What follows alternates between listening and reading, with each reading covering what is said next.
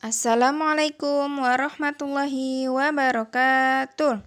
Selamat pagi anak-anak, bagaimana kabarnya hari ini? Alhamdulillah, semoga kita semua selalu berada dalam keadaan sehat walafiat ya. Sebelum memulai pembelajaran pagi ini, marilah kita bersama-sama membaca ayatul basmalah. Bismillahirrohmanirrohim. Hari ini kita akan belajar akidah akhlak, yaitu bab yang keempat tentang amanah. Apa itu amanah? Ada yang tahu amanah itu apa? Ya, amanah artinya dapat dipercaya. Dalam akidah dan syariah, amanah ialah segala sesuatu yang harus dipertanggungjawabkan dan berkaitan dengan orang lain atau pihak lain. Amanah itu bisa berupa benda, pekerjaan, perkataan, atau kepercayaan. Contohnya, misalkan di kelas nih, siapa ya? Namanya Tony. Tony ditunjuk teman-temannya untuk menjadi ketua kelas. Nah, itu juga merupakan amanah.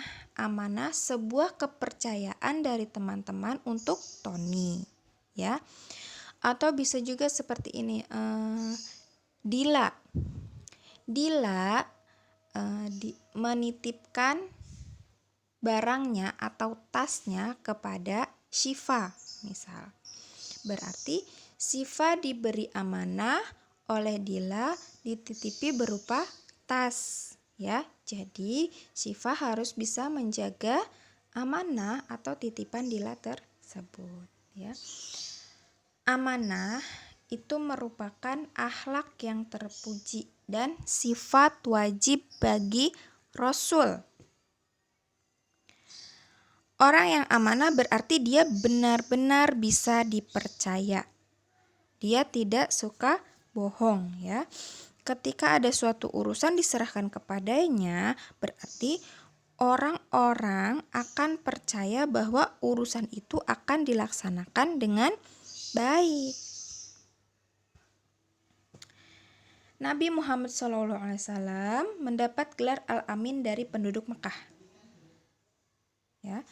Gelar Al-Amin diberikan oleh penduduk Mekah kepada Rasulullah SAW. Kenapa? Karena beliau itu atau semua yang diucapkan oleh beliau itu akan dipercayai oleh orang-orang Mekah.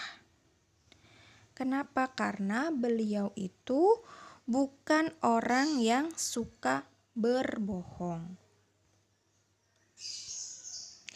Al-Amin artinya dapat dipercaya, ya. Nah, sifat amanah itu merupakan sifat yang terpenting dari Nabi Muhammad SAW, yaitu sifat yang telah diberikan dan diakui oleh penduduk Mekah jauh sebelum nubuah.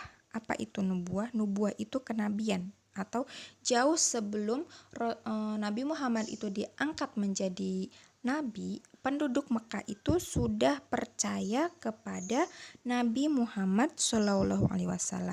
Semua orang di Mekah, baik itu laki-laki maupun perempuan, baik yang muda ataupun yang tua, itu semuanya sangat menghormati Nabi Muhammad SAW karena beliau memiliki sifat yang amanah. Amanah juga diartikan dengan jujur. Jadi, sesuatu yang dipercayakan kepada seseorang tidak akan diingkarinya. Oleh karena itu, amanah juga merupakan titipan, ya. Amanah juga merupakan titipan atau wadiah. Amanah itu lawan katanya khianat. Sifat amanah itu terjadi karena adanya ketaatan, ibadah, dan kepercayaan. Orang yang mendapat suatu amanah itu harus menjaga, melindungi, dan melaksanakannya dengan sungguh-sungguh. Ajaran untuk amanah itu sejalan dengan Quran surat An-Nisa ayat 58 ya. Allah berfirman, A'udzu billahi minasyaitonir rajim. Bismillahirrahmanirrahim. Innallaha ya'murukum an tu'addul amanati ila ahliha. Shadaqallahul azim. Yang artinya, sungguh Allah menyuruhmu menyampaikan amanah kepada yang berhak menerimanya. Ya.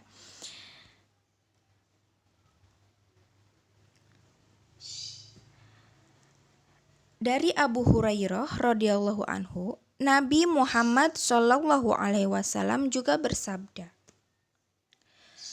Ayatul munafiqi thalathun idza haddatsa kadzaba wa idza wa'ada akhlafa wa idza autumina khana. Yang artinya, tanda-tanda orang munafik itu ada 3. Jika berbicara ia bohong, jika berjanji ia ingkar, dan jika diberi amanah ia berkhianat. Muttafaq alaih.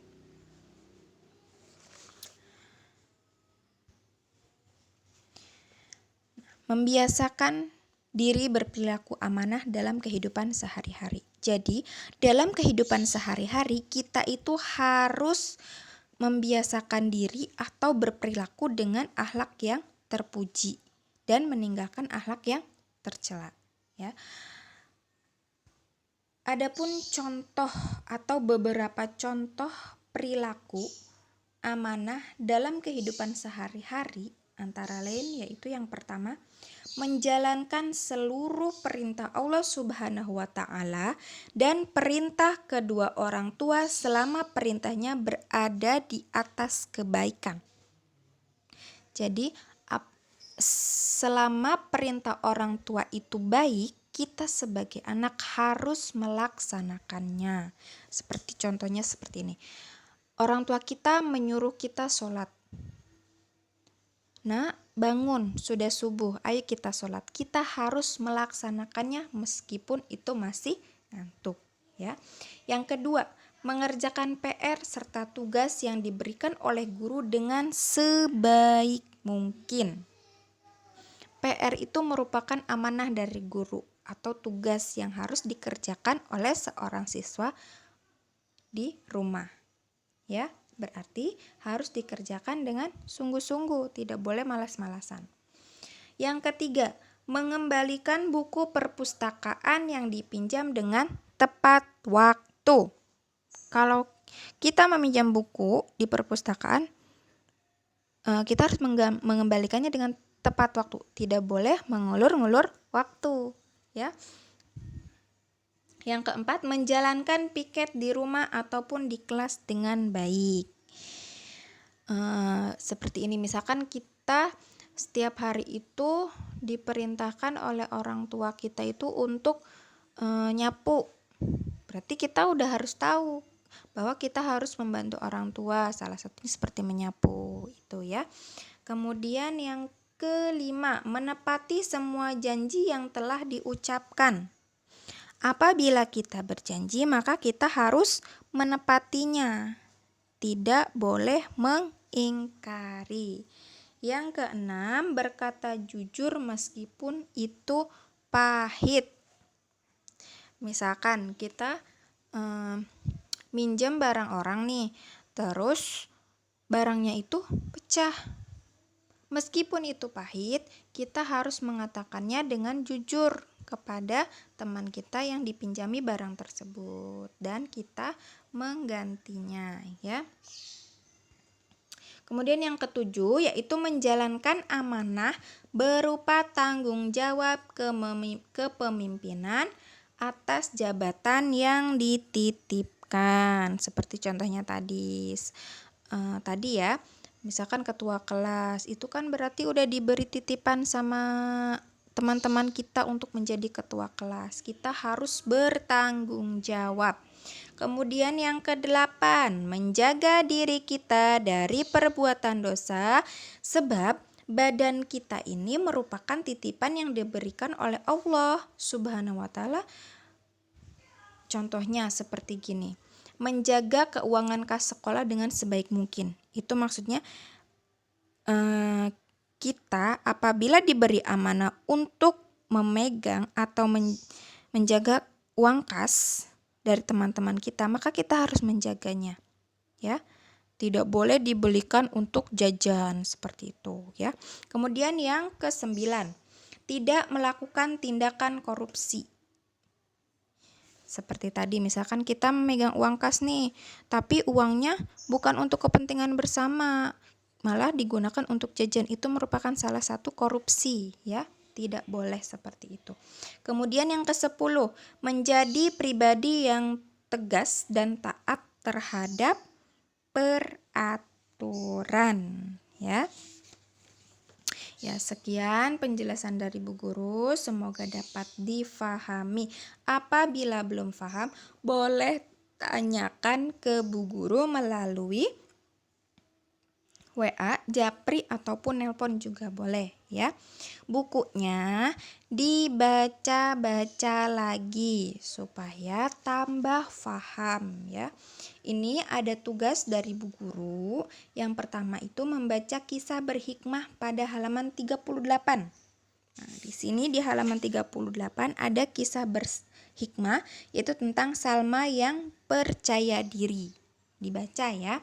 Yang kedua itu mengerjakan evaluasi pada halaman 39 dan 40. Bagian A dan B-nya saja, yaitu pilihan ganda dan isian, ya. Pilihan ganda dan isian saja. Jawabannya ditulis di kertas HVS atau di buku tulis, atau di kertas 2 lembar juga boleh. Dikumpulkan nanti ketika tatap muka hari Kamis, ya. Sekian penjelasan dari Bu Guru, semoga dapat difahami. Sebelum menutup pembelajaran ini, marilah kita bersama-sama membaca lafaz hamdalah. Alhamdulillahirrabbilalamin. Wabillahi taufiq wal hidayah. Wassalamualaikum warahmatullahi wabarakatuh.